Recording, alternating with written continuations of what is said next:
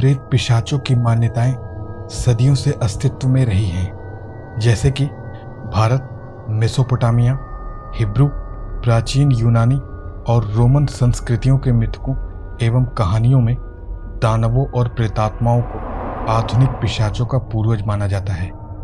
हालांकि पिशाच जैसे प्राणियों के अस्तित्व की घटना इन प्राचीन सभ्यताओं में होने के बावजूद लोक कथाओं के आधार पर इनकी सत्ता के बारे में माना जाता है कि पिशाचों की उत्पत्ति विशेष रूप से 18वीं सदी में दक्षिण पूर्व यूरोप में हुई, जब उस क्षेत्र के जातीय समूहों के मौखिक परंपराओं को लिपिबद्ध और प्रकाशित किया गया।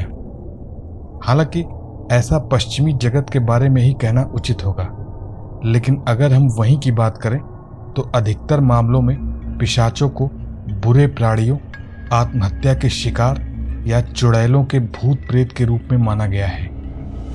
कुछ समय बाद ऐसी लोक कथाओं में विश्वास इतना व्यापक हो गया कि कुछ क्षेत्रों में इसने सामूहिक उन्माद को जन्म दिया और पिशाच समझे जाने वाले लोगों को सार्वजनिक रूप से फांसी भी दी गई, विशेष रूप से यूरोप के देशों में।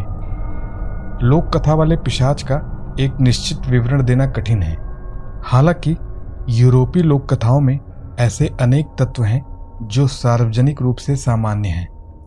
पिशाचों के बारे में ऐसी रिपोर्ट थी कि वे सामान्य तौर पर देखने में फूले हुए, रक्त वर्ण के या पीले, बैंगनी या काले रंग जैसे होते हैं, मगर उनकी इन रूप रंग की विशेषताओं का अक्सर आजकल के खून पीने की घटनाओं के लिए जिम्मेदार ठहरा दिया जाता है। वास्तव में अक्सर कफन में लिपटे या ताबूत में लेटे शव के नाक या मुंह से खून रिसता हुआ देखा गया और बाईं आंख को अक्सर खुला हुआ पाया गया।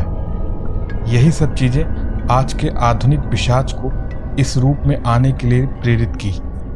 प्राचीन काल में पिशाच की पहचान के लिए अनेक प्रकार के व्यापक धार्मिक अनुष्ठान आयोजित किए जाते थे। इसमें पिशाच के कब्र की पहचान करने का एक तरीका यह भी था कि एक कुंवारे लड़के को एक कुंवारी घोड़ी पर बैठाकर किसी कब्रगाह या गिरजाघर की जमीन से होकर गुजारा जाता था। घोड़ा अगर कब्र के पास प्रश्नवाचक भंगिमा में अड़ गया तो समझ लिया जाता था कि कब्र में पिशाच है। आमतौर पर एक काले घोड़े को उपयोग में लाया जाता था। हालांकि अल्बानिया में इसका सफेद होना जरूरी था। किसी कब्र के ऊपर मिट्टी में अगर कोई सुराख दिखाई देता था तो उसे पैशाचिकी होने का चिन्ह मान लिया जाता था। जिन शवों को पिशाच समझ लिया जाता था वे आमतौर पर अपेक्षा से अधिक स्वस्थ और गोल मटोल दिखते थे और उसमें सड़न का कोई नामो निशान भी नहीं दिखाई देता था।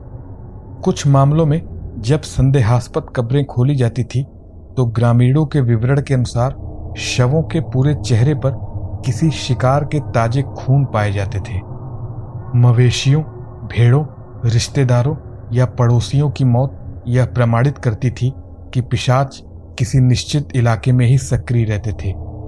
लोक कथाओं के पिशाच छोटे मोटे भुताह कार्यों के जरिए ही अपनी मौजूदगी का एहसास दिला सकते थे, जैसे कि छतों पर पत्थर फेंकना, घर के सामानों को अस्त व्यस्त कर देना और सोते हुए लोगों पर दबाव डालना।